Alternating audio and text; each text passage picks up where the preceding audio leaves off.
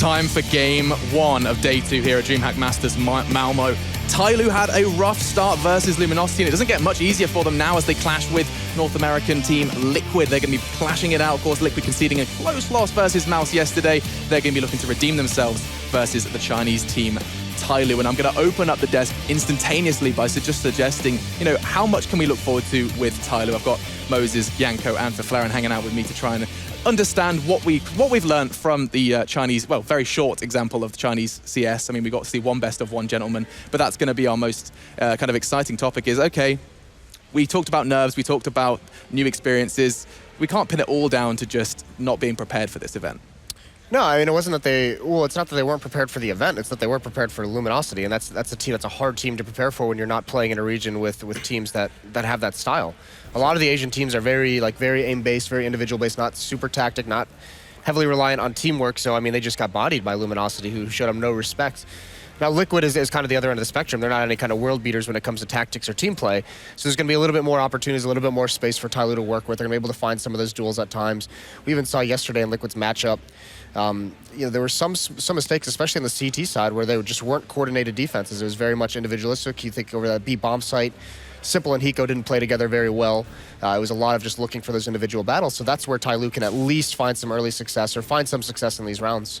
I mean, it was also obvious that Liquid performed much better in their loss than Tyloo did, right?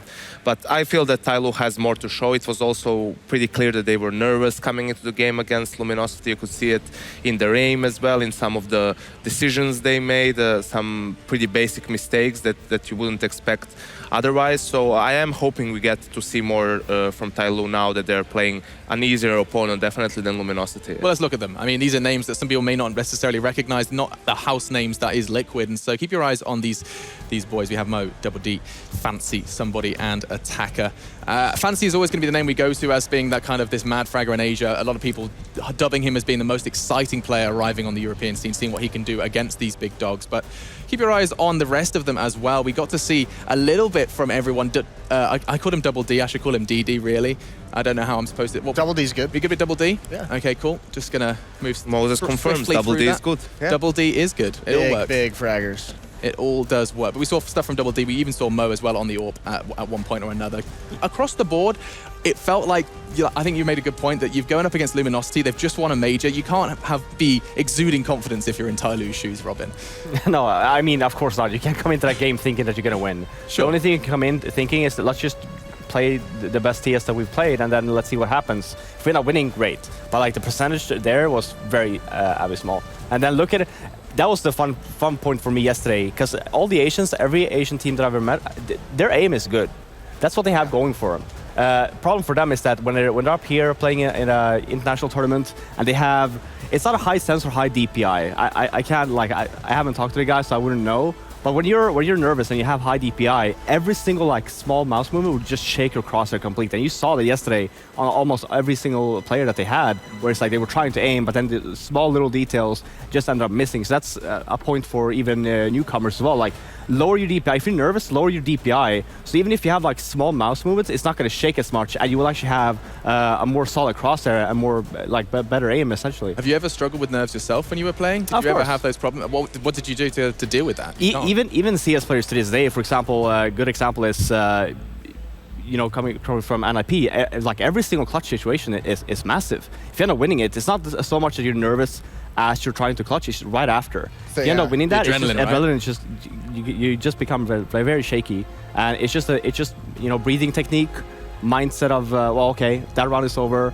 Need to, I need to catch a breather and just come into the next round. And that's a very hard thing to do, and it comes with experience. One of the players I think that does that incredibly well has that just kind of quick reset is Simple. Like, he does these most ridiculous things. He still sits there. We watch his stream, and he'll just sit there and he'll go, oh, I could have done better there. Bad aim. And he'll miss because he missed a shot or something like that. And we can just look at the entire Liquid roster alongside Simple, but he's always going to be exciting, yeah. Definitely a lot of interesting things that you can see on Simple's stream, but looking at the team itself right here, the obvious talking point is Kusta coming in instead of Adren, the difference from the major lineup that they had.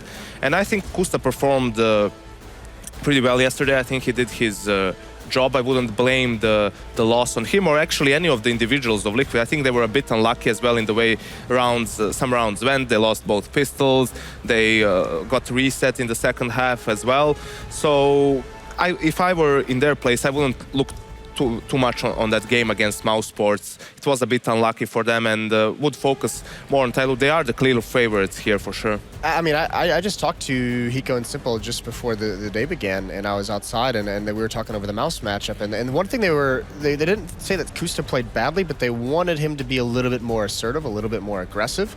They wanted him to take control of the match a little bit more. So they were like, yeah, he hit some good shots, but we want him to become that aggressive operator, and it's maybe just that experience that he's still lacking just a little bit. But that's not his style, is it? It could be the lack of experience, but it could also be the preparation coming into the tournament. Yeah. If you go and say like, oh, we would have wanted him to be more aggressive. Okay, well, what did you guys do before coming into the tournament? Did you tell him to do so? Is it like, has to been playing that way coming into the tournament? And if so, then you need to obviously assure him that, dude, even if you end up dying, even if you end up losing every single duel, this is what we practice for. This is how you should play, and this is how we want you to play, even if it ends up turning badly. Yeah, well, the interesting thing about that is they're actually using him in more. They're taking him off the op on the T sides. They're going to put him in more of a lurking role with the rifle, which I think. I don't like that. Didn't they bring him in for an offer? I think it's a really, really bad idea. So they're going to have Simple opping on the T side. They're going to have Kusta opping on the CT side. They want Kusta to be a little bit more lurking because they also said that. What does Hiko do then? I have no idea. That's a really good question. Didn't ask him about that one. I just started giggling. But a he's bit. also calling now, right? So I think it's the happy effect where when you're lurking. It works sometimes because you have like the timing as in like, well, you know when your team is sitting the bomb site, so you know yourself as a lurker when you're gonna hit, right? Yeah. Problem is that you have no idea about timings on the opposite bomb site. So being the lurker and being the caller, it's often not really that smart. And also, one thing they did mention was that Kusta's much more vocal in his comms. So as a lurker, he'll be a little bit more effective than, say, if they have Simple in a more passive role. Sure. We saw Simple's lurking yesterday in a 5v4 or 5v3 running through a smoke on mid, jumping through. Well, Simple lurking, he's just like, that's a little awkward situation because, Simple just wants to find frags to go get, yeah. Things have shifted. Things have shifted for Liquid recently. Like, if you go back to, say, the Pro League finals in North America, the huge discussion, bearing in mind this is a different iteration of Liquid, this is, Adrian Fugly, but the main discussion we had was Nitro and Elige being these huge entry fraggers, especially Elige. You were always saying that he was a very, very kind of potent presence in Liquid, and that's completely fallen off, Jason. I remember you kind of singing the praises of Elige, and we haven't spoken about him once. Yeah, well, he's always been up and down online. It's always been like him or Nitro, and then at the major he had a very sick breakout performance. He was very good against Fnatic. He was a big reason why they won that match. And yesterday, he just didn't show up whatsoever in that Dust 2 match versus Mousesports. So that is a little bit worrying, but it does tend to be, that either Nitro or Elige, that's going to be one of those two. They still haven't figured out a way for both of them to kind of show up and have a very impactful game. I think it's not as much on Elige as it is that Nitro has been quiet for some time, and I feel that he has the effect of that Apex has in Envious. When he has a great game, he just takes over the whole match for his team, and simply because he's an entry fragger, if he has a good game, that means he's getting all the entry kills, allowing his team to get entrance into the bomb site and making it much easier for them to close out rounds. And that's the problem. You can't expect that to happen very often. And sometimes, I talked about this yesterday when we were talking about Taco. Sometimes he does his job even without getting kills by creating enough space for the rest of his teammates to come in and get the trade frags as well, which in turn in the end maybe allows Hiko to have a favorable situation in a clutch, especially when they were still playing with Adren. The synergy between Adren and Hiko in those clutch situations was really good. And we do have the map veto about to begin, so may as well just throw that up and actually kind of see where this is possibly going to go. In a best of one, we always say anything can happen. We saw Tyloo get Mirage, a map that they kind of come in with a favorite, right? So surely that's going to be first to go from Liquid. Well, Liquid hates Inferno. They don't play it at all, and they think this is getting up on Cash. They've talked about. Oh, well, there it goes. Actually, that's exactly what they said. They were like, Cash is actually one of Tyloo's better maps, so we think they'll end up there. So I mean, see you later. I think that they just want to go for strict aim here. Just run a map that's good, that fits your team, and that's just a long distance, possibly a Dust 2. I would not advise to go on maps like, for example, Overpass, Cobble. I mean, Mirage, even which Liquid vetoed now, would be a good map for them. But just because, again, they're from that region of the area where it's like probably don't have that many tactics. They like to just flash and go and kill people. Having, like, for example, a map like Overpass is a bad idea. So I'm hoping it's going to be more like Dust 2. I think it's going to be Cobble here. I think that Tyloo is going to veto Train. Okay, then Liquid's it depends. Liquid Dust 2. If Liquid lets Dust 2 through, that's like the perfect map for upsets. It's the perfect map for pure aiming. no reason to keep that map in the pool. Okay, so they actually veto train. But I feel that between the two, I mean, Tyloo, it depends. As far as I've seen, they sometimes play it, sometimes veto it, depending on their opponents mostly. So, yeah, they in the end up vetoing it, and they're going to go for Cobble. You saw yesterday Envy versus Temple Storm. Envy, it's not like Envy had any great tactics on Cobblestone versus Temple Storm on their T side. Just run, right? And if Tyloo can keep the same pace, yeah, sure, it should be a pretty decent game. I'm going to throw this to Jason because you were so almost convinced that Tyloo's best chances were on Dust 2 just because, you outlined it perfectly. Yeah, I mean, we don't have a lot of intel on all their best maps because it's hard to tell when they play teams within that Asian region that aren't up to the par of the teams that are here. But you just think about the Dust 2, it's always that historical map for upsets to happen on. It's just wide open. Everyone knows how to play it. It's very good layout for just straight up aiming. One of the strengths of Tyloo is they want to find those duels. There's a lot of places you can find one-on-ones on Dust 2.